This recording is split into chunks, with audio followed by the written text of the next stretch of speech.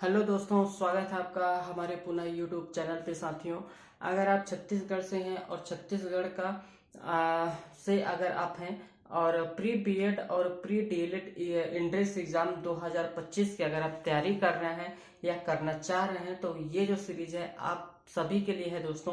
क्योंकि इस सीरीज में आपको बहुत सारी ऐसी चीजें देखने के लिए मिलेगी, है ना, जो आपके लिए महत्वपूर्ण हो सकता है। आपको कैसे तैयारी करना है, क्या चीजें पे ज्यादा फोकस करना है, ये सारी चीजें आपको हमारे वीडियो के माध्यम से पता चलेगी।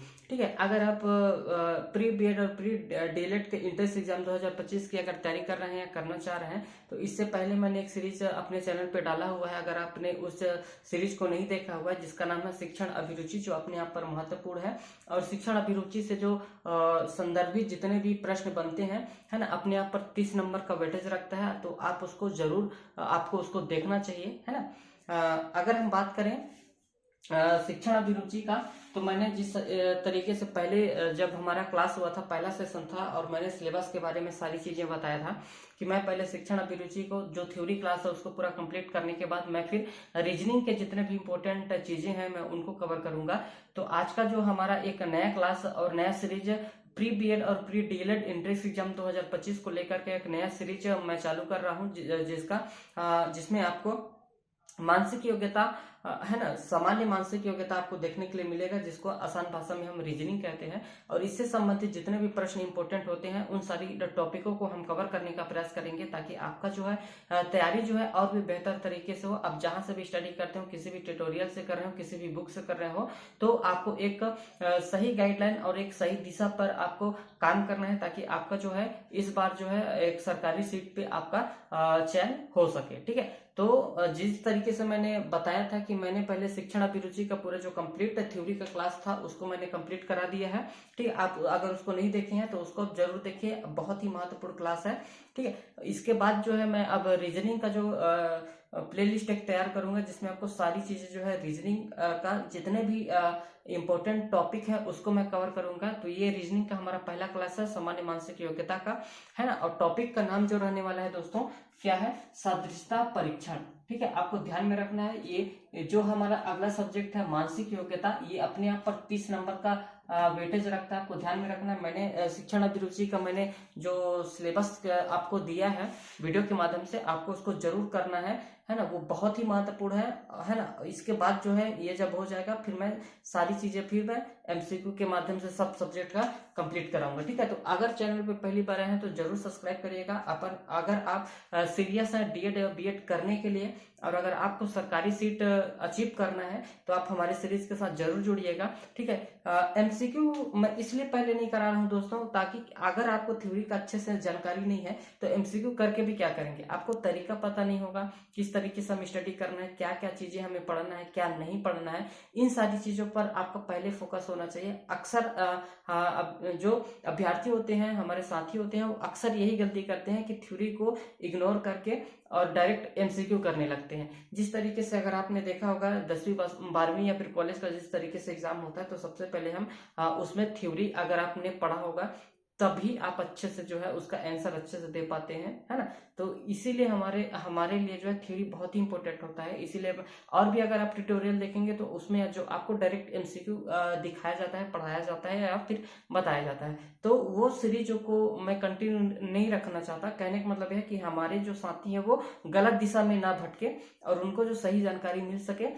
और थ्योरी हमारे लिए बेहद ही जरूरी होता है दोस्तों, जहां पर ऑप्शनल वाले क्वेश्चन जो बनते हैं, और जो ऑप्शनल क्वेश्चन बनते हैं वो थ्योरी के बीच बीच पॉइंटों से ही निकल करके बनाया जाता है। तो आपको सबसे पहले थ्योरी पे ज्यादा फोकस करना है। अगर आप अपने करियर को लेकर के वास्तविक में अगर आप सीरियस हैं तो आप इस सीरीज को जरूर देखिएगा। मैंने शिक्षण अभिरुचि का पूरा कंप्लीट कोर्स जो है करा दिया है थ्योरी, आप उसको जरूर देखिएगा। अगर आपने नहीं देखा है तो चैनल के प्लेलिस्ट पर एक बना हुआ है शिक्षण अभिरुचि के नाम से, उस पर आप जाइए और आपको सारा जो है क्लास 1 से लेकर के आपको जितने भी शिक्षण अभिरुचि में जितने भी टॉपिक महत्वपूर्ण है उनको मैंने सारा चीज कंप्लीट करा दिया है, आप उसको जरूर जा करके देखिएगा।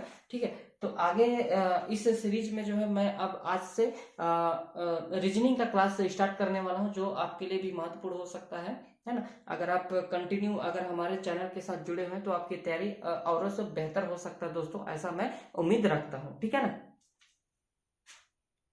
तो चलिए क्लास को चालू करते हैं। जो रीजनिंग का सब्जेक्ट है ये अपने आप पर 30 नंबर का रखता है। मैं रीजनिंग में सारी चीजों को अच्छे से कवर कराने का प्रयास करूंगा, है ना। कम समय में अच्छा तैयारी करने के लिए आप जरूर हमारे चैनल के साथ जुड़िए। अगर आप छत्तीसगढ़ से हैं और प्री बीएड और प्री डीएलएड का अगर एग्जाम की तैयारी कर रहे हैं, आपका नीड है, आपका लक्ष्य है एक टीचर बनने का, तो टीचर बनने के लिए सबसे पहला चरण आपका यही होता है। इस एग्जाम को जब आप पास करेंगे तभी आपको कोर्स करने के लिए मौका मिलेगा, ठीक है। अगर आप सक्षम नहीं है, प्राइवेट कॉलेज में नहीं एडमिशन ले सकते हैं, तो आप ये जो सीरीज है इस अगर मैं जितना बताने का प्रयास कर रहा हूँ उतना कर लेते हैं तो आपका सिलेक्शन निश्चित है कि इस बार जो है आपका एक सरकारी सीट में पक्की सीट हो सकती है। मैं जो है प्री बीएड और प्री डीएलएड के लिए इस जो संपूर्ण कोर्स मैं चला रहा हूँ, जिसमें आपको चाहे आप डीएड हो या बीएड हो, सिलेबस सेम सभी का होता है, क्योंकि उसमें भी रीजनिंग 30 नंबर का आएगा, उसमें भी शिक्षण अभिरुचि 30 नंबर का आएगा। तो मैंने जो है शिक्षण अभिरुचि को मैंने कंप्लीट करा दिया है, उसका जितना भी थ्योरी पार्ट है तो उसको आप जरूर देखिएगा। यहाँ पर टैगलाइन भी लिखा हूँ कि डीएड बीएड प्रवेश परीक्षा 2025 के लिए अगर आप संपूर्ण तैयारी करना चाह रहे हैं या कर रहे हैं तो आप ये जो सीरीज है आपके लिए महत्वपूर्ण हो सकता है दोस्तों। और ये जो क्लास है हमारा दृश्यता परीक्षण रीजनिंग के ऊपर एक पहला क्लास होने वाला है। मैं इसका एक प्लेलिस्ट अलग से बना दूंगा, जिसमें रीजनिंग से जितने भी वीडियो आपको देखने के लिए मिलेगा, मैं उस प्लेलिस्ट पर रीजनिंग के जितने भी वीडियो मैं अपलोड करूंगा यूट्यूब पर, आपको सारी चीजें एकत्रित रूप में, आपको व्यवस्थित रूप में क्लास बाय क्लास 1-2 से लेकर के कंटिन्यू जितनी भी क्लास हो पाएंगी, है ना, उतना मैं सारा चीज प्लेलिस्ट पर आपको देखने के लिए मिल जाएगा। आपको कहीं भटकने की जरूरत नहीं है। आपके पास स्टडी मटेरियल हो या फिर ना हो, मैं आपको प्रोवाइड करने का प्रयास करूंगा। इस वीडियो इस सीरीज से आपका जो तैयारी और भी बेहतर हो सकता है, इस उम्मीद से मैं जो है इस सीरीज को जो है स्टार्ट कर रहा हूं। तो चलिए ज्यादा देर न करते हुए इस वीडियो को हम स्टार्ट करते हैं और पॉइंट टू पॉइंट किस तरीके से जो इस टॉपिक से सदृशता परीक्षण से के टॉपिक से किस तरीके से प्रश्न देखने के लिए मिलता है, इस सारी चीजों पर हम बात करते हैं। चलिए दोस्तों स्टार्ट करते हैं अब, है ना, ठीक है। वीडियो का लेंथ थोड़ा सा लंबा होगा दोस्तों, है ना, तो आप इस चीज को ध्यान में रखिएगा। एक प्रश्न के ऊपर इसमें जो है किस तरीके से प्रश्न पूछा जाता है, ये सारी चीजें आपको ध्यान में रखना है। अगर आप नोट बनाना चाहें तो नोट बनाइए, या स्क्रीनशॉट लेना चाहें तो स्क्रीनशॉट लीजिए, ये आपके ऊपर है, आपकी मर्जी है, ठीक है। अगर आप तैयारी करना चाहते हैं तो प्रॉपर एक विस्तृत रूप में तैयारी करिए, जिससे आप औरों से अगर बेस्ट करेंगे तभी आपका सिलेक्शन हो पाएगा दोस्तों। क्योंकि आज के टाइम पे कंपटीशन का दौर है, कंपटीशन में आप जितना ज्यादा अपने आप को समय देंगे उतना आपके लिए बेहतर होगा, ठीक है। तो टॉपिक का नाम है हमारा सदृशता परीक्षा। इसमें किस तरीके से क्वेश्चन पूछता है, तो यहाँ पर आप इसका पहले मीनिंग समझ लीजिए कम शब्दों में, ठीक है। तो ये कहता क्या है कि सदृशता परीक्षा जो होता है, परीक्षण जो होता है, इसके अंतर्गत किस तरीके से प्रश्न पूछा जाएगा उसके मैटर में है ना। तो यहाँ पर देखेंगे कि दो वस्तु या फिर शब्दों या फिर अंकों, किन्हीं अन्य दो वस्तुओं शब्दों या अंकों के गुण या किसी भी तरीके से उसका गुण, रूप या फिर आकार या फिर उससे लक्षण में समानता का पर विचार दिए गए विकल्पों में से एक जो होता है उसका सही उत्तर होता है, एक का हमें उसका चुनाव करना होता है, ठीक है। तो जिस तरीके से हम देखते हैं संबंध से संबंधित, तो यहाँ पर कुछ महत्वपूर्ण है, ये सामान्य संबंध है, आपको इसको ध्यान में रखना है। और किस तरीके से आता है, एक प्रश्न मैं बताने का प्रयास करूंगा, उसमें आपका 10 से 15 प्रश्न ऑटोमेटिक तैयार हो जाएगा। और ये जितना भी स्लाइड में आपको देखने के लिए मिलेगा आपके लिए बेहद ही महत्वपूर्ण होगा, आपको इसका ध्यान में रखना है। स्क्रीनशॉट लेते चलना है, या नोट बनाना चाहे तो आप नोट बना लीजिएगा, क्योंकि ये जो है कई सारी किताबों का मिक्सिंग है, आपको एक किताब में सारी चीजें जानकारी आपको नहीं मिलेगा। ये जो डायरेक्ट यहाँ से क्वेश्चन बनता है दोस्तों, अगर आप सीरियस हैं अपने करियर को लेकर के, आपका लक्ष्य है, नीड है करने का, अगर टीचिंग फील्ड में आने का, तो आप बेहतर औरों से अगर बेहतर करना चाहते हैं तो चैनल पे हमारे चैनल के साथ जरूर जुड़िएगा। वीडियो अगर अच्छा लगे तो लाइक करिएगा, अपने दोस्तों तक वीडियो को शेयर करिएगा, ठीक है। आपको सारी चीजें जो है हमारे चैनल के माध्यम से मिलेगा, ठीक है ना। अगर इसका आपको पीडीएफ चाहिए तो टेलीग्राम ग्रुप है, उसमें ज्वाइन हो जाइएगा। मैं जब जितना भी क्लास कंप्लीट हो जाएगा इसके बाद मैं इसका पीडीएफ आपको प्रोवाइड करूंगा, ठीक है दोस्तों। तो वीडियो में आगे बने रहिएगा। तो चलते हैं आगे, देखते चलते हैं कि क्या क्या इंपॉर्टेंट है। उदाहरण के लिए हम यहाँ पर, हमारा पहला टॉपिक है उपकरण और मापन से क्वेश्चन बनता है, है। ये जो है उपकरण और मापन से किस तरीके से संबंध दिखाता है, उससे संबंधित ये प्रश्न बनता है। तो हम प्रश्न भी देख लेते हैं। उदाहरण के लिए हमारा प्रश्न क्या है, देखिएगा कि जिस प्रकार एमीटर, ठीक है, एमीटर जो होता है ना, जिस प्रकार एमीटर विद्युत धारा से संबंधित है, उसी प्रकार वोल्ट मीटर किससे संबंधित होता है। यह प्रश्न डायरेक्ट इस तरीके से प्रश्न जो है आपको देखने के लिए मिलेगा। तो इससे जितने भी इंपॉर्टेंट प्रश्न बना जा सकता है, उन सभी पॉइंटों को मैं इसमें कवर किया हूं, ठीक है। तो यहाँ पर देखेंगे, पहला है विभवांतर, दूसरा है ऊष्मा, तीसरा है लंबाई, चौथा है गति और पांचवा है इनमें से कोई नहीं। मतलब अगर एमीटर का संबंध किससे है, विद्युत धारा से। इसमें क्या होता है, सदृशता का मतलब ये है कि हमें संबंध देखना रहता है कि किसका किससे संबंध बनता है ना। तो ये हमको समझना बहुत जरूरी है। तो पहले देख लेते हैं एमीटर। आप सभी को पता है कि एमीटर जो होता है विद्युत धारा को नापने के लिए इसका उपयोग किया जाता है। तो उसी प्रकार से वोल्ट मीटर जो होता है, वोल्ट मीटर किससे संबंधित होगा ये हमें बताना है। तो वोल्ट मीटर किससे संबंधित होता है, तो इसको विभवांतर को नापने के लिए है जो हमारा वोल्ट मीटर काम में आता है। तो उत्तर में यहाँ पर देखेंगे, जिस प्रकार एमीटर का उपयोग हम विद्युत धारा मापने के लिए किया जाता है, उसी प्रकार से जो वोल्ट मीटर का प्रयोग जो है विभवांतर को नापने के लिए किया जाता है। अब इससे संबंधित मतलब उपकरण और मापन से जितने भी महत्वपूर्ण जो प्रश्न बन सकता है, इसको आपको ध्यान में रखना है ना। तो यहाँ पर जैसे लिखा हूं मैं, एमीटर का किससे संबंधित होता है, तो एमीटर का जो उपयोग है हम किसके लिए करते हैं, तो विद्युत धारा को मापने के लिए करते हैं, ठीक है। तो एमीटर का उपयोग हम किसके लिए करते हैं, विद्युत धारा मापने के लिए। वोल्ट मीटर का उपयोग किसके लिए, किसको मापने के लिए करते हैं, विभवांतर को मापने के लिए करते हैं, ठीक है। आगे ध्यान में देखिएगा, ऑटोमीटर। ऑटोमीटर किसके लिए किया जाता है, तो ऑटोमीटर से हम किसका मापन करते हैं, तो गति का मापन करते हैं, ठीक है। जैसे ऑटो वगैरह में लगा रहता है, जितना गति से चलता है, जितना किलोमीटर चलता है, उसको मापने के लिए हम ऑटो वाले देखेंगे अक्सर इस तरीके से ऑटोमीटर का ही उपयोग किया जाता है। थर्मामीटर, आप सभी को पता होगा, थर्मामीटर हम किससे क्यों मापने के लिए करते हैं, तो थर्मामीटर से हमें तापमान को मापने के लिए हम इसका थर्मामीटर का प्रयोग करते हैं। कैलोरीमीटर किसके लिए उपयोग किया जाता है, तो आपको ध्यान में रखना है, ऊष्मा को मापने के लिए जो है कैलोरीमीटर का उपयोग किया जाता है। बैरोमीटर का उपयोग किसके लिए किया जाता है, तो बैरोमीटर का उपयोग है वायु दाब को मापने के लिए किया जाता है। हाइग्रोमीटर किसके लिए उपयोग किया जाता है, तो हाइग्रोमीटर के माध्यम से हम आर्द्रता को मापने के लिए इसका प्रयोग करते हैं। टेस्कोमीटर किसके लिए उपयोग किया जाता है, तो तनाव को मापने के लिए जो है टेस्कोमीटर का उपयोग किया जाता है। स्क्रू गेज किसके लिए उपयोग किया जाता है, तो स्क्रू गेज किसी भी वस्तु की मोटाई मापने के लिए स्क्रू गेज का उपयोग किया जाता है, ठीक है। स्केल का उपयोग किसके लिए किया जाता है, तो स्केल का उपयोग लंबाई मापने के लिए हम करते हैं, ठीक है। स्फोक मैनोमीटर किसके लिए उपयोग किया जाता है, तो रक्तदाब के लिए इसका हम उपयोग करते हैं। रेन गेज जो है किसके लिए उपयोग किया जाता है, किसको मापने के लिए किया जाता है, तो वर्षा को मापने के लिए रेन गेज का उपयोग हम करते हैं, ठीक है। लैक्टोमीटर किसको मापने के लिए किया जाता है, तो दूध की शुद्धता को मापने के लिए हम किसका उपयोग करते हैं, लैक्टोमीटर का हम प्रयोग करते हैं, ठीक। आगे देखेंगे तो सिस्मोग्राफ जो है किसको मापने के लिए किया जाता है, तो भूकंप होती है उसकी तीव्रता को मापने के लिए हम सिस्मोग्राफ का उपयोग करते हैं। प्लेनोमीटर किसके लिए उपयोग किया जाता है, तो समतल सतह का जो क्षेत्रफल होता है उसको मापने के लिए हम इसका प्रयोग करते हैं। तो आप देख सकते हैं कि इस तरीके से जो है ये डायरेक्ट जो है दोस्तों क्वेश्चन जो है आपको देखने के लिए मिलता है। बेहद ही महत्वपूर्ण है ये, जितना भी मैं बताने का प्रयास कर रहा हूँ आपको इसको ध्यान में रखना है। इस चैप्टर में आपको क्या क्या पढ़ना है, मैं उस चीज को बताना चाह रहा हूँ कि आपको इन चीजों को पढ़ करके तैयारी रखना चाहिए, है ना। ऐसा भी हो सकता है कि मैं इसमें कुछ चीजों को इंक्लूड ना किया हूं या मेरे से कुछ छूटा हुआ हो, तो आपको जहां से मटेरियल मिलता है ना, आप स्टडी करिए, ट्यूटोरियल देखिए, गूगल करिए, बुक्स स्टडी करिए, लेकिन इन पॉइंटों को आपको जरूर ध्यान में रखना है क्योंकि इससे रिलेटेड जो है डायरेक्ट जो प्रश्न आपको देखने के लिए मिलेगा, ठीक है ना साथियों। आगे चलते हैं इसी में, क्योंकि आज का जो क्लास है काफी लंबा हो सकता है क्योंकि इसमें मैं कई सारी चीजों को इंक्लूड किया हूं, है ना। आगे अगर हम बात करेंगे तो यहाँ पर देख पाएंगे आप मात्रा और इकाई से संबंध किस तरीके से दर्शाया जाता है।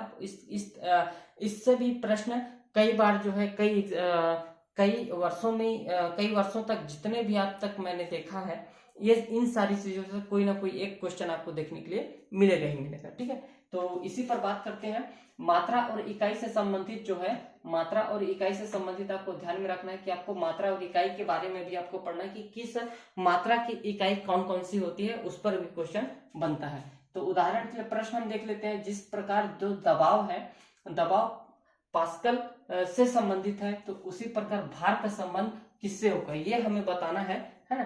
तो भार का संबंध देख लेते हैं। हेक्टेयर से है, क्या वोल्ट से है, किलोग्राम से है, या रेडियन से है, या इनमें से कोई नहीं। तो इस प्रश्न का आपको सभी को पता है कि भार हम किसके द्वारा नापते हैं, तो किलोग्राम से नापते हैं। तो यहाँ पर उत्तर भी देख सकते हैं। जिस प्रकार जो है दबाव का एसआई मात्रक जो होता है क्या होता है, पास्कल होता है, उसी प्रकार भार का एसआई मात्रक क्या होता है, किलोग्राम होता है। ठीक है, तो इससे मात्रक और इकाई से भी ये चीज बनता है प्रश्न। आपको इसको सारी मात्राओं जितनी भी होंगी उसको आपको ध्यान में रखना है। तो कुछ महत्वपूर्ण नीचे मात्रक और इकाई के बारे में भी है जो आपको ध्यान में रखना है। इससे डायरेक्ट जो है क्वेश्चन पूछा जा सकता है, आपको इसको ध्यान में रखना है। तो पहले देख लेते हैं शक्ति। शक्ति को मापने की जो मात्रक इकाई क्या होता है, तो हर्स पावर है, आपको ध्यान में रखना है। शक्ति की हर्स पावर मात्रक इकाई है हर्स पावर। ठीक है, विद्युतीय का क्या होता है, विद्युतीय आवेश का जो है मात्रक इकाई क्या होता है, फैराड होता है, फैराडे। ठीक है, फैराडे जो है इससे हमें मापा जाता है। उष्मा को किससे इसकी जो मात्रक इकाई होता है, उष्मा की मात्रक इकाई क्या होता है, कैलोरी होता है। तापमान की मात्रक इकाई क्या होगा, तो डिग्री होगा। ठीक है, प्रतिदीप्त का क्या होगा, लक्स होता है।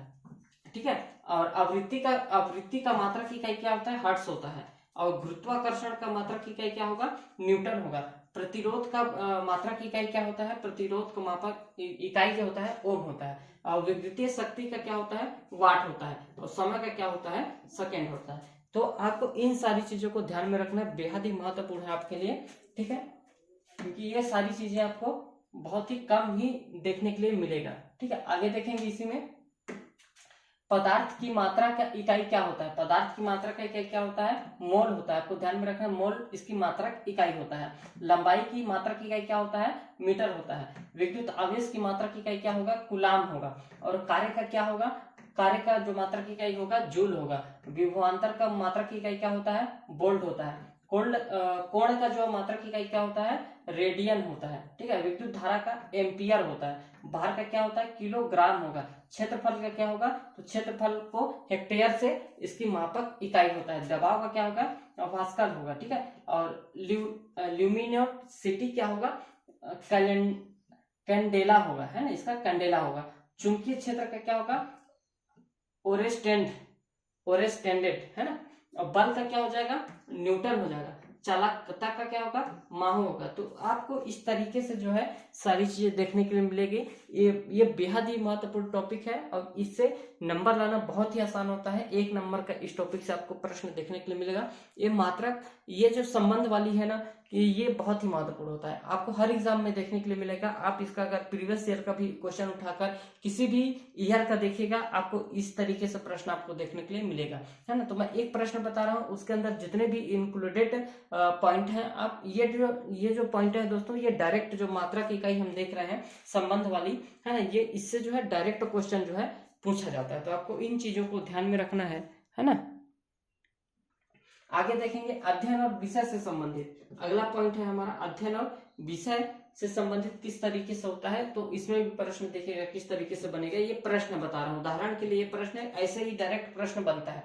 तो यहाँ पर देखिएगा, जिस प्रकार से वायरोलॉजी का वायरस से संबंधित होता है, मतलब वायरोलॉजी जो है वायरस से संबंधित है, तो उसी प्रकार जो है जूलॉजी किससे संबंधित होगा, जूलॉजी किससे संबंधित होगा, है ना। जितने भी अभी अगर 12th निकलने वाले होंगे या निकल रहे हैं या जिन जो पास कर चुके हैं, तो उसको अगर किसी ने इससे पहले भी अगर एग्जाम दिया होगा तो उनको अच्छे से आइडिया होगा कि इस तरीके से प्रश्न कैसे बनता है ना। तो ये पूछ रहा है कि वायरोलॉजी जो है वायरस से अगर संबंध है, तो जूलॉजी किससे संबंधित होगा। तो ऑप्शन है, मानव से होगा, क्या जीव जंतु से होगा, क्या पक्षी से होगा, क्या शैवाल से होगा, या इनमें से कोई नहीं। तो इसका क्या हो सकता है, जूलॉजी किससे संबंधित है, आगे देखते हैं इसमें, है ना। जूलॉजी किससे संबंधित है, तो यहाँ पर आप देख पाएंगे उत्तर में कि जूलॉजी जो होता है, अगर वायरोलॉजी जो है वायरस से संबंधित है, उसी प्रकार जूलॉजी जो किससे संबंधित होती है, तो जूलॉजी जीव विज्ञान से संबंधित होती है। ये चीजें सबको पता होगा अगर जो बायोलॉजी से फील्ड से होंगे, है ना। तो ये चीज आपको ध्यान में रखना है। आगे देखते हैं इससे संबंधित और कौन कौन से महत्वपूर्ण पूछा जा सकता है, इस तरीके के प्रश्न में कौन कौन सी चीजें जो है, तो ऐसा प्रश्न बना जा सकता है, उन चीजों को हम यहाँ पर देखेंगे। महत्वपूर्ण है दोस्तों, मैं बार बार कह रहा हूँ, इन चीजों को आपको विशेष रूप से ध्यान में रखना है। अगर आप वाकई में अपने करियर को लेकर के फोकस है, टीचिंग लाइन अगर आपको पसंद है, तो इन चीजों को आपको पहले करना पड़ेगा, ठीक है ना।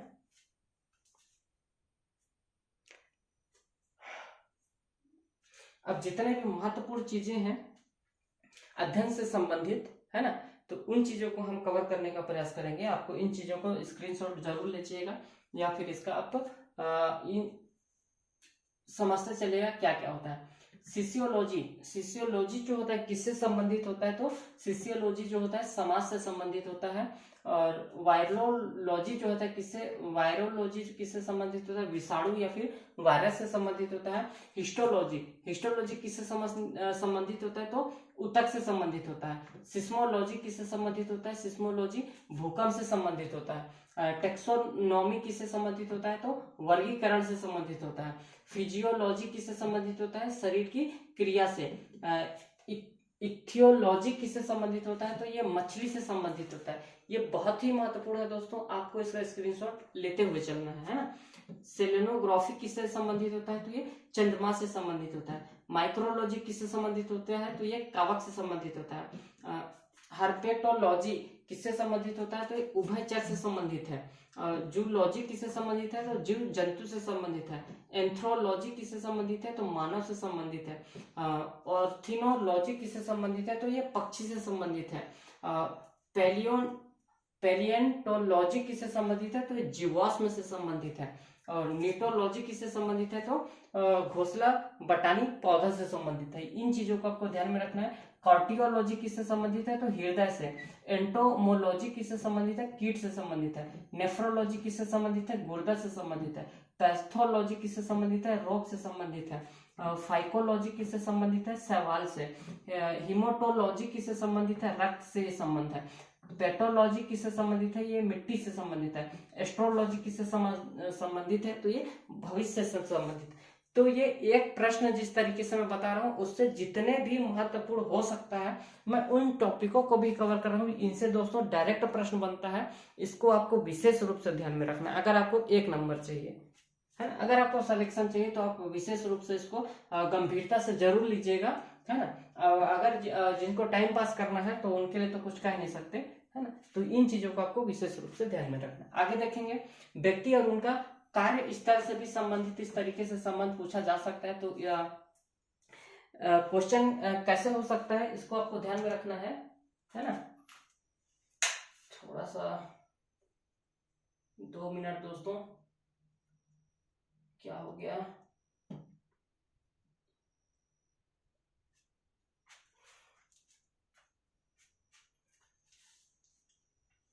सिस्टम बंद हो गया है।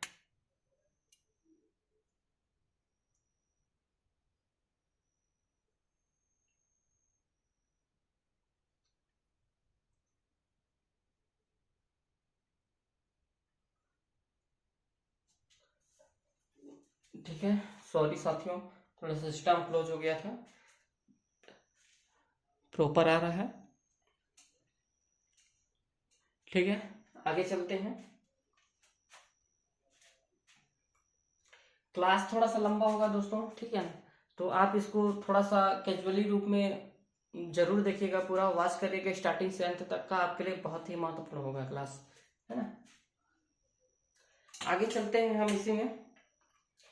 व्यक्ति और उसका कार्यस्थल को हम समझते हैं कि इसमें किस तरीके से प्रश्न बनता है। तो प्रश्न, ये जो उदाहरण आप देख रहे हो ना, ये डायरेक्ट प्रश्न ही है, ये क्वेश्चन ही है, ये प्रश्न ही है ना। यहाँ पर आपको प्रश्न ही है, ये उदाहरण के रूप में जो मैं लिखा हूं, है ना। देखिएगा कि जिस प्रकार किसान का संबंध किससे होता है, खेत से होता है, है ना। किसान का संबंध किससे होता है? खेत से होता है। तो उसी प्रकार शिक्षक का जो संबंध है, एक टीचर है, उसका संबंध किससे होगा? तो पहला ऑप्शन है शिक्षा से, स्कूल से, युद्ध भूमि से, ऑफिस से, या इनमें से कोई नहीं। ठीक है, तो उत्तर क्या हो जाएगा हमारे लिए? बेस्ट उत्तर क्या होगा? जैसे किसान का संबंध किससे दर्शा रहा है? खेत से, तो शिक्षक का संबंध क्या होगा? शिक्षक का स्कूल से। ठीक है, तो जिस प्रकार किसान का कार्यस्थल क्या होता है? खेत होता है, उसी प्रकार एक जो शिक्षक है उसका कार्यस्थल क्या होता है? एक स्कूल होता है। ठीक है, अब व्यक्ति और उनका कार्यस्थल से जितने भी पूछा जा सकता है, आपको ध्यान में रखना है। आगे मैं इसका बता रहा हूं कि क्या क्या हो सकता है। ठीक है, ऐसे मतलब ये तो कुछ ही मैंने बताया है, हो सकता है इससे और भी जो आप सोच सकते हैं, आपके सोच में हो, तो आप हमें जरूर इस तरीके से कमेंट करिए कि और भी क्या हो सकता है ना। तो जब मैं एमसीक्यू इसका कराऊंगा तो ये सारी चीजें मैं उसमें इंक्लूड करूंगा। ठीक है दोस्तों, यहाँ पर देखेंगे कि कुछ नीचे जो है महत्वपूर्ण और भी है जो आपको ध्यान में रखना है कार्यस्थल से जुड़ा हुआ।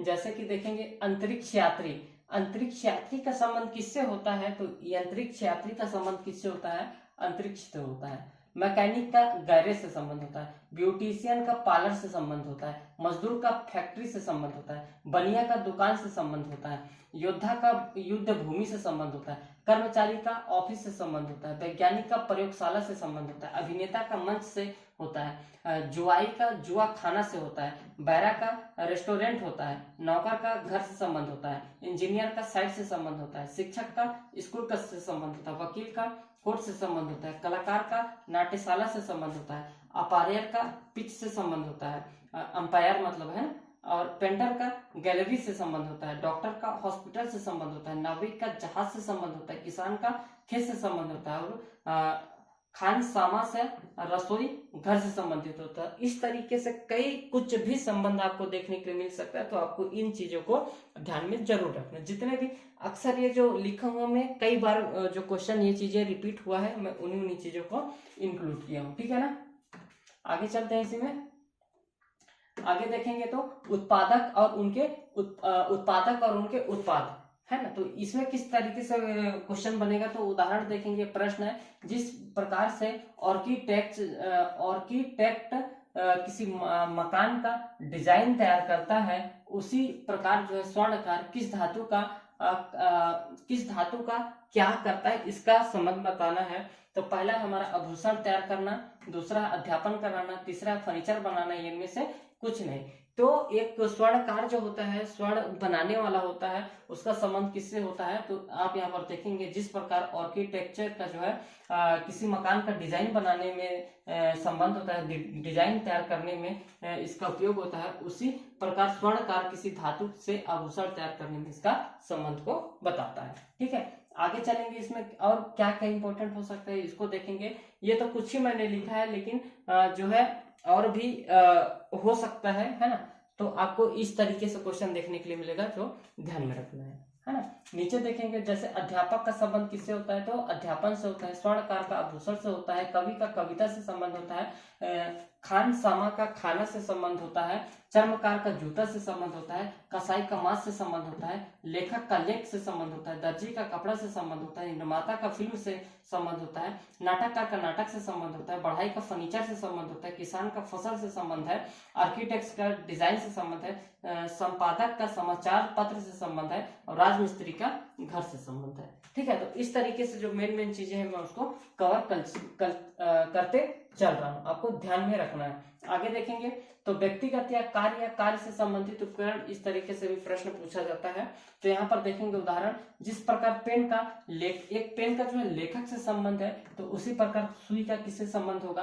तो सिलाई से संबंध होगा, धागा से, दर्जी से, या फिर सिलाई मशीन से। तो यहाँ पर उत्तर आप देख पाएंगे, जिस प्रकार लेखक लिखने के लिए पेन का उपयोग करता है, उसी प्रकार एक दर्जी जो है सुई का उपयोग किसके लिए करता है? तो कपड़ा सिलने के लिए इसका प्रयोग करता है। ठीक है, आगे इसी से संबंधित और भी देखते हैं, है ना। एक प्रश्न में मैं कई चीजें कराने का प्रयास कर रहा हूं, जिससे आपको ध्यान में रखना है। इन चीजों को आपको जरूर से रखना है, इससे अगर आपको 1 नंबर पाना है। तो इस तरीके का पॉइंट है, जो टॉपिक है आपको ध्यान में रखना है, ये बहुत ही महत्वपूर्ण है।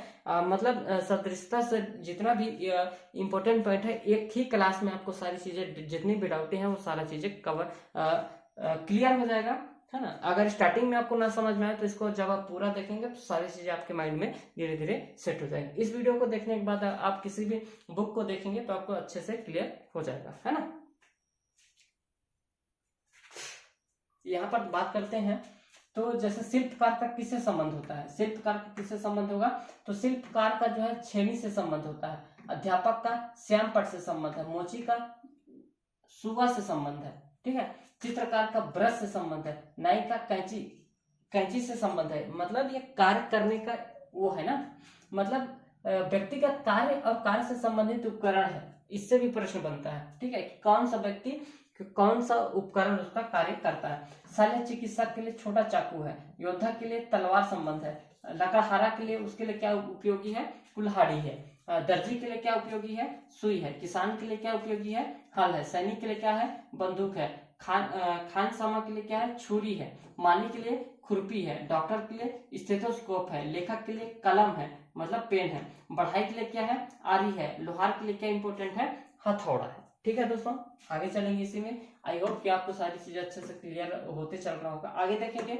उपकरण और उनके उपयोग। अब कौन से उपकरण का कहाँ पर उपयोग होता है, ये किस तरीके से संबंध दर्शाता है, इसको ध्यान में रखना है। तो जिस प्रकार से सुई का सिलाई किया जाता है, उसी प्रकार पेचकस से क्या किया जाता है, ये प्रश्न है हमारा। अब 4 ऑप्शन है, इसमें से क्या हो सकता है।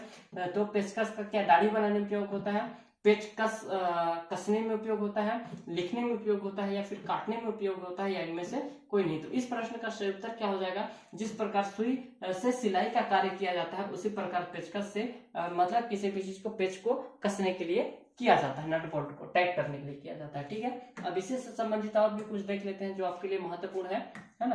क्या क्या हो सकता है, यहाँ पर ध्यान दीजिएगा। जैसे यहाँ पर महत्वपूर्ण उपकरण और उनके उपयोग के आधार पर यहाँ पर आप किस तरीके से प्रश्न बना जा सकता है। तो देखेंगे हथौड़ा का उपयोग किस लिए किया जाता है, तो कील को गाड़ने के लिए हथौड़ा का प्रयोग किया जाता है, कैंची का बाल काटने के लिए किया जाता है, फावड़ा का खुदाई करने के लिए प्रयोग किया जाता है, चौक का लिखने के लिए प्रयोग किया जाता है, पेचकस का पेच कसने के लिए किया जाता है, रबड़ का बांधने के लिए या मिटाने के लिए उपयोग किया जाता है, उस तरह के लिए दाढ़ी बनाने के लिए उपयोग किया जाता है, ढाल का बचाव के लिए किया जाता है, कुल्हाड़ी को काटने के लिए प्रयोग किया जाता है, सुई का सिलाई के लिए प्रयोग किया जाता है, सूक्ष्मदर्शी का सूक्ष्म वस्तुओं को देखने के लिए किया जाता है, छुरी का काटने के लिए किया जाता है, तलवार का वध करने के लिए किया जाता है, बंदूक का गोली चलाने के लिए किया जाता है, और दूरबीन से देखने के लिए किया जाता है। ठीक है,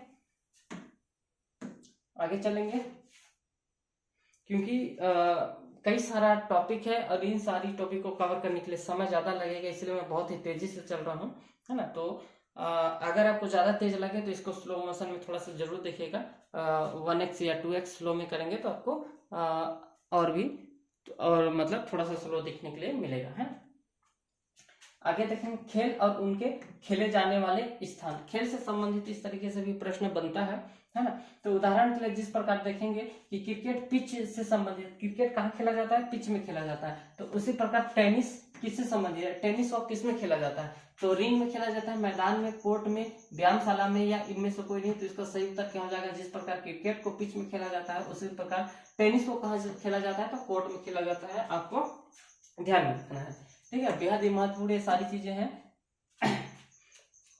ये जो क्लास चल रहा है दोस्तों, रीजनिंग का पहला क्लास है ना। और ये टॉपिक का नाम क्या है हमारा, सदृशता। इस तरीके से जो है सदृशता टॉपिक में आपको प्रश्न देखने के लिए मिलता है ना।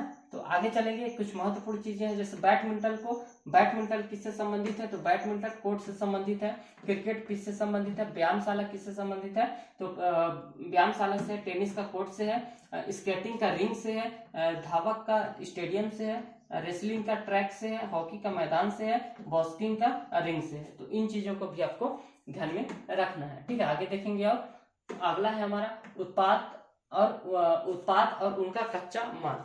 उत्पाद और उनका कच्चा माल किस तरीके से संबंधित है उसको देखेंगे। जिस प्रकार शराब का संबंध किससे होता है, अंगूर से होता है, तो उसी प्रकार जूता का संबंध किससे होगा, ये हमें बताना है। शराब जिस तरीके से अंगूर से, शराब से मतलब शराब जो है किससे मिलता है, किससे बनाया जाता है, अंगूर से संबंधित है। उसी प्रकार जूता जो है किससे बनता है, तो जूता देखेंगे सोना से, रबड़ से, चमड़ा से और लुगदी से, या इनमें से कोई नहीं। तो उत्तर हमारा क्या हो जाएगा, जिस प्रकार शराब का निर्माण हम अंगूर से होता है, उसी प्रकार जूता का जो निर्माण होता है किससे होता है, चमड़ा से होता है। ठीक है, इसी में और आगे देखेंगे क्या क्या महत्वपूर्ण हो सकता है, तो इसको ध्यान में जरूर रखिएगा। जैसे चीनी, चीनी किससे बनता है, तो गन्ना से बनता है। आभूषण सोना से बनता है। किताब कागज से बनता है। दीवार ईंट से बनता है। कागज लुगदी से बनता है। लाइनें फ्लेक्स से बनता है। धातु आयक से बनता है। फर्नीचर लकड़ी से बनता है। ऊन भेड़ से मिलता है। कपड़ा धागा से बनता है। तेल जो है तिलहन से बनता है। रबड़ टेक्सिन से बनता है। हाँ, हेलमेट जो है अंडा से। जूता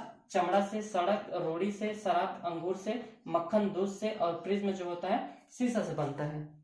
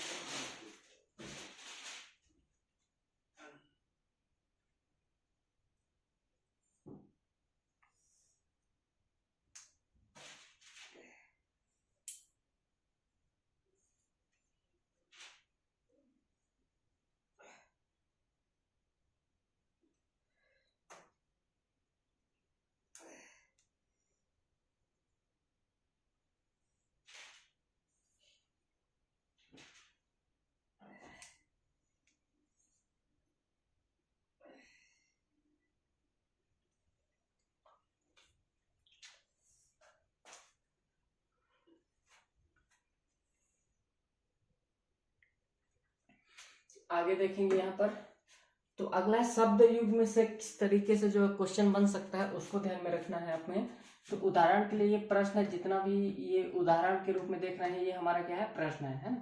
तो प्रश्न किस तरीके से बन सकता है देखेंगे यहाँ पर। जिस प्रकार से जूता जो होता है मोजा से संबंधित है ना। शब्द युग में से ऐसे प्रश्न बनेगा, जूता मोजा से संबंधित है, उसी प्रकार शब्द जो है किससे संबंध होता है, मतलब जूता का संबंध हम किससे दर्शाते हैं, मोजा से दर्शा रहे हैं। तो यहाँ पर देखेंगे जो शर्ट है उसका संबंध किससे होगा, तो पैंट से होगा, कपड़ा से होगा, दस्ताना से होगा, या फिर मोजा से होगा, या इनमें से कुछ नहीं होगा।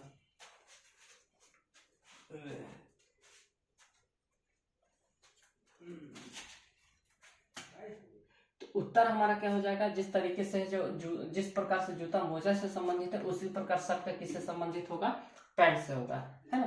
तो यहाँ पर देखेंगे और भी कुछ महत्वपूर्ण है, जैसे प्रश्न का उत्तर से संबंध होगा, दरवाजा का खिड़की से होगा, ताला का चाबी से होगा, घोड़ा का गाड़ी से होगा, पेंसिल का इरेजर से होगा, कुर्सी का टेबल से होगा, कप का प्लेट से होगा, साड़ी का ब्लाउज से होगा, शर्ट का पैंट से होगा, जूता का मोजा से होगा।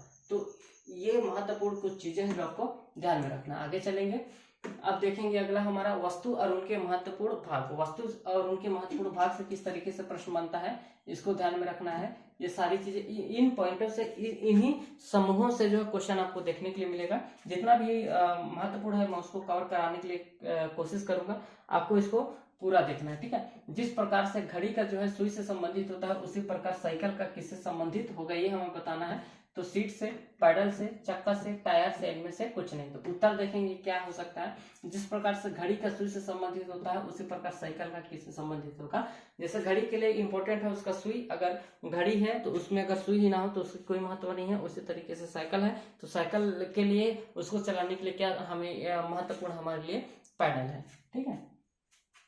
देखेंगे पंखा का पंख से है, कार का स्टीयरिंग से है, घड़ी का सुई से है, साइकिल का पैडल से है, किताब का अध्ययन से है, घर का कमरा से है, कक्षा का विद्यार्थी से है, गाड़ी का चक्का से है, हवाई जहाज का कॉकपिट से है, वृत्त का चाप से है, पेंसिल का लीड से है, पेन का नीब से है, ठीक है। इस तरीके से संबंध देखने के लिए मिलता है, ठीक। आगे चलेंगे, आगे देखेंगे यहाँ पर, तो जानवर वस्तु और उनके रहने के स्थान का से संबंध किस तरीके से होता है इसको हमें बताना है। तो उदाहरण के लिए देखेंगे, जिस प्रकार से चिड़िया घोंसला में रहती है उसी प्रकार मधुमक्खी जो है कहाँ रहती है, तो हमें बताना है मधुमक्खी पिंजड़ा में रहता है या छत्ता में रहता है, घोंसला में रहता है, जंगल में रहता है, या फिर इनमें से कोई नहीं। तो हमारा मधुमक्खी कहाँ रहता है, तो जिस प्रकार से चिड़िया घोंसला में रहती है उसी प्रकार से मधुमक्खी जो होता है कहाँ रहता है, छत में रहता है। और कुछ महत्वपूर्ण जानवर, वस्तु और उनके रहने का स्थान आपको ध्यान में रखना है। जैसे मछली कहाँ रहती है, तो मछली घर में। चिड़िया कहाँ रहता है, घोंसला में। कार कहाँ रहता है, गैरेज में। हवाई जहाज कहाँ रहता है, एंकर में। जानवर कहाँ रहता है, चिड़िया खाना में। अनाज कहाँ रहता है, गोदाम में। दवाई कहाँ रहता है, दवा खाना या अस्पताल में। मधुमक्खी कहाँ रहता है, छत्ता में। कपड़ा कहाँ रहता है, अस्त्रशाला में। बंदूक कहाँ रहता है, अस्त्रशाला में। ठीक है, रोगी कहाँ रहता है, अस्पताल में रहता है। तो इस तरीके से प्रश्न जो है यहाँ पर बनता है। तो इस चैप्टर में आपको इन सारी चीजों को ध्यान में रखना है, ऐसे ही प्रश्न आपको देखने के लिए मिलता है ना।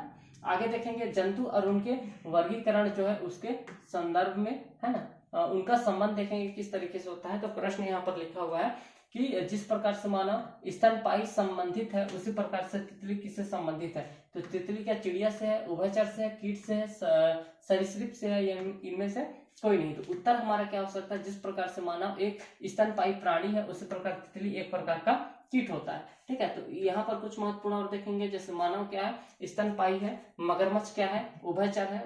पैस क्या है, मछली है। शर्ट क्या है, कपड़ा है। ठीक है, चूहा क्या है, तो रोटेंट है। कलम क्या है, स्टेशनरी है। कप का संबंध क्रोकरी से है। वेल का क्या है, स्तनपायी है। सांप का सरीसृप है। तितली का कीट है। कुर्सी का फर्नीचर है। मेढक का अभयचर है। और ऑस्ट्रिच का चिड़िया है। तो आपको ऐसे ही प्रश्न आपको देखने के लिए मिलेगा जो आपको ध्यान में रखना है। ठीक है, आप कहीं से भी स्टडी कर रहे हैं आपको इन चीजों को आपको ध्यान में रखना है। उपकरण और उनके प्रयोग देख लेते हैं, है ना। ये शायद हो गया था। ठीक है, जानवर और उनकी आवाज, ये इंपॉर्टेंट है। जानवर और उनका आवाज कौन सा जानवर किस तरीके से आवाज निकालता है, इसको इस तरीके से इस टॉपिक से भी मतलब पॉइंट से भी प्रश्न बनता है। ठीक है, तो जितने भी महत्वपूर्ण जानवर हैं जो अक्सर एग्जाम में पूछा जाता है उसको ध्यान में रखना है ना। जिस प्रकार से कुत्ता जो होता है भौंकने से संबंधित है, कुत्ता भौंकता है, उसी प्रकार से भालू का संबंध किससे होता है, रभाना से होता है, कटकटाना से होता है, गुर्राना से होता है, चिखाड़ाना से होता है, या इनमें से कुछ नहीं। तो उत्तर इसका क्या हो जाएगा, तीसरा नंबर हो जाएगा कि जिस प्रकार से कुत्ता भौंकता है उसी प्रकार भालू क्या करता है, गुर्राता है। भालू गुर्राता है। ठीक है, आपको आवाज याद रखना है। गाय का रभाना, ठीक है, भालू का गुर्राना, कुत्ता का भौंकना, बंदर का कटकटाना, सियार का हुआ हुआ करना, बकरी का मिनमियाना, ठीक है, डक का क्वैक करना, ठीक है, हाथी का ऐसा कर रहे हैं चिघाड़ना। ठीक है, सांप का क्या होता है, फुसकारना हो जाएगा। मुर्गा का क्रॉव करना, मेढक का टटराना, चूहा का स्क्वैक करना, ऊंट का गुर्राना, गधा का रेंगना और घोड़ा का हिनहिनाना।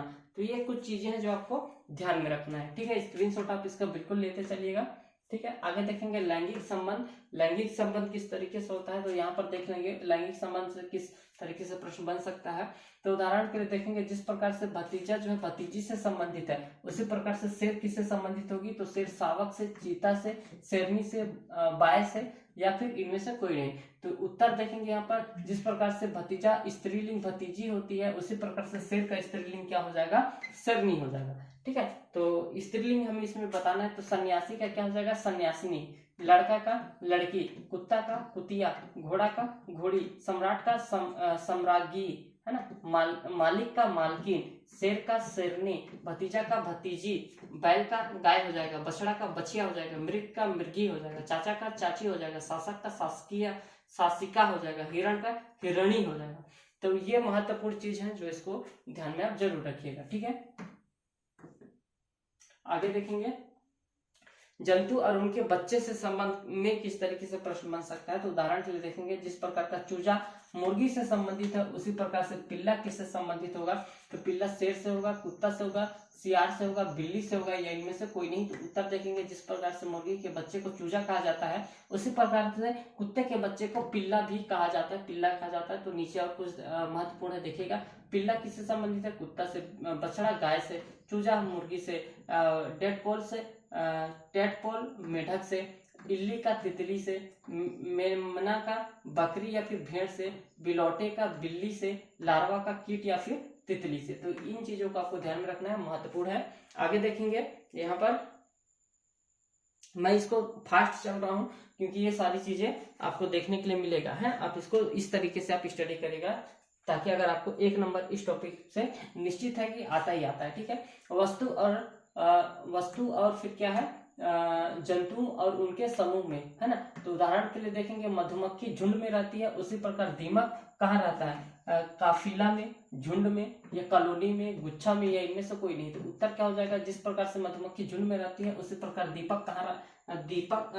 दीमक जो होता है कहाँ रहता है, कॉलोनी बनाकर रहता है। देखेंगे यहाँ पर पशु किस में रहते हैं, झुंड में, मधुमक्खी किस में रहते हैं, झुंड में, अंगूर किस में रहता है, गुच्छा में, सैनिक किस में रहते हैं, सेना में, खिलाड़ी टीम में रहते हैं, मंत्री परिषद में, संत काफिला में, दीमक जो होता है कॉलोनी में, भेड़ जो होते हैं झुंड में, सामान जो होता है भंडार में होता है ना, घुड़सवारों का दल होता है, फूल का क्या होता है, गुलदस्ता होता है, गायक का क्या होता है, मंडली होता है, डाकू का गैंग होता है, संगीतकार का बैंड होता है, आदमी का भीड़ होता है, मछली का एक साथ तैरती हुई मछलियों का समूह होता है, हंस का क्या होता है, हंसों का समूह होता है। तो इस तरीके से जो है महत्वपूर्ण जो क्वेश्चन है, मैं इसमें एक ही बार आपका मतलब कई प्रश्न इसमें तैयार होते चल रहा है। ठीक है, आगे देखेंगे जो है जंतु और उनका व्यवहार किस तरीके से होता है, उससे भी संबंध पूछा जाता है।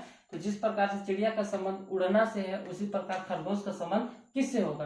तो खरगोश का संबंध अकड़ कर चलना होगा, उछलना होगा, हमला करना होगा, उड़ना होगा, या फिर इनमें से कोई नहीं। तो उत्तर क्या हो जाएगा, जिस प्रकार से चिड़िया उड़ती है उसी प्रकार खरगोश क्या करता है, उछलता है। ठीक है, तो कुछ और भी महत्वपूर्ण जैसे खरगोश का देख लेते हैं। तो खरगोश का संबंध उछलना से होता है, मेमना का उछल कूद करना होता है, गधा का हुकली चाल चलना होता है, बाज का हमला करना होता है, चूहा का बेतहासा भागना होता है, घोड़ा का क्या होता है, गुलाटी मारना होता है, भालू का क्या होता है, लड़खड़ाते हुए चलना होता है, मुर्गा का क्या होता है, अकड़ कर चलना होता है, मुर्गा का इंपॉर्टेंट है, चिड़िया का क्या होता है, उड़ना होता है, उल्लू का क्या होता है, इधर उधर उड़ना होता है, हाथी का क्या होता है, धीरे धीरे चलना होता है, और शेर का चुपके से शिकार करना होता है। तो आपको इसका ध्यान में रखना है ना, किसका किसका व्यवहार संबंध रखता है। अब ये चीज इंपॉर्टेंट होता है हो जाता है आविष्कार एवं उसका आविष्कारक का नाम आपको ध्यान में रखना। जितना भी इंपॉर्टेंट चीजें हैं उसमें स्लाइड में आपको देखने के लिए मिल रहा है ना। तो देख लेते हैं पहला, जिस प्रकार भाप इंजन जेम्स वाट से संबंधित है, उसी प्रकार टेलीफोन किससे संबंधित है, ये हमें बताना है। तो टेलीफोन किससे संबंधित है, पहला है Louis Pasteur, Otto Hahn, Bushwell, Graham Bell, या इनमें से कोई नहीं। तो इसका सही उत्तर चौथा है, जिस प्रकार से भाप इंजन का आविष्कार जेम्स वाट ने किया था, उसी प्रकार टेलीफोन का आविष्कार ग्राहम बेल ने किया है। ठीक है, तो इस तरीके से भी प्रश्न बनता है। और कुछ महत्वपूर्ण देख लेते हैं। डीजल इंजन का आविष्कार किसने किया, तो रुडोल्फ डीजल ने किया। जेट इंजन का फ्रैंक हीटर ने किया है। हेलीकॉप्टर का ब्रेकवेट ने किया है। पनडुब्बी का आविष्कार किसने किया है, तो ब्रूसवेल ने किया है। साइकिल का आविष्कार के मैकमीनन ने किया है। रेडियो का जी मार्कोनी ने आविष्कार किया। थर्मामीटर का फॉर्नीहाइट ने किया है। वायुयान का राइट ब्रदर्स ने किया है। फोटोकॉपी मशीन का एल डेकोरे ने किया है। और टाइपराइटर का सोल्च ने किया है। माइक्रोफोन का थॉमसन एल्वा एडिसन ने किया है। और पश्चीकरण का जो है लुइस पास्चर ने किया है। ट्रांसफार्मर का माइकल फैराडे ने किया है। रेडियम का उपयोग आविष्कार किसने किया, तो मैडम क्यूरी ने किया। टेलीविजन का आविष्कार किसने किया, तो जेएल बेयर्ड ने किया है। भाप इंजन का जेम्स वाट ने किया है। परमाणु बम का ऑटो हॉर्न ने किया है। टेलीस्कोप का गैलीलियो ने किया है। माउंटेन पेन का वाटरमैन ने किया है। टेलीफोन का आविष्कार किसने किया है, ग्राहम बेल ने किया है। तो जितने भी महत्वपूर्ण आविष्कारक हैं जो एग्जाम के लिए महत्वपूर्ण है, तो इन चीजों को आपको ध्यान में रखना है। ये डायरेक्ट यहीं से प्रश्न आपको देखने के लिए मिलता है। ठीक है दोस्तों, तो आशा करता हूँ ये जो वीडियो होगा आपको अच्छे से समझ में आया होगा, है ना। ये जो क्लास था साथियों, ये हमारा पहला क्लास है ना। रीजनिंग को लेकर के सामान्य मानसिक योग्यता में इस तरीके से ही प्रश्न बनता है। जितने भी इसमें इंपॉर्टेंट पॉइंट है ना, मैंने अभी इसमें कुछ चीजें और छोड़ा है, जैसे ABCD वाला और अक्षर वाला। तो जब वर्गीकरण वाला आएगा चैप्टर, तो मैं उसमें जो अंकों का है, तो आपका वर्गीकरण में सदृशता वाला भी इंक्लूड रहता है। अगर आप उसको समझ जाते हैं तो ये आसानी से समझ में आ जाएगा। और जो ABCD वाला होता है है ना, अक्षर वाला होता है। तो अक्षर वाला जब हम अल्फाबेट वाला जब पढ़ेंगे तो उसमें मैं अच्छे से बताऊंगा, तो उसमें भी ये चीजें कवर हो जाता है। इसीलिए मैं इस चैप्टर में इसको इंक्लूड नहीं किया हूँ, ताकि आप बार बार क्या है कंफ्यूज ना हो। जो जिस टॉपिक से रिलेटेड है हम उस टॉपिक में कवर करेंगे तो आसानी से हम उसको बेहतर तरीके से समझ में हमें आएगा। तो इस वीडियो में इतना ही था दोस्तों। अगर आपको ये वीडियो अच्छा लगे तो वीडियो को जरूर लाइक करिएगा। चैनल पर पहली बार है तो चैनल को जरूर सब्सक्राइब करके रखिएगा, ताकि ऐसा ही कंटेंट आपको जब भी हमारे चैनल पर नया वीडियो आए तो आप तक जरूर पहुंचे, है ना। तो इस वीडियो में इतना ही था। फिर मिलते हैं एक नए वीडियो के साथ, एक नई जानकारी और एक नए टॉपिक के साथ। तब तक के लिए दोस्तों धन्यवाद।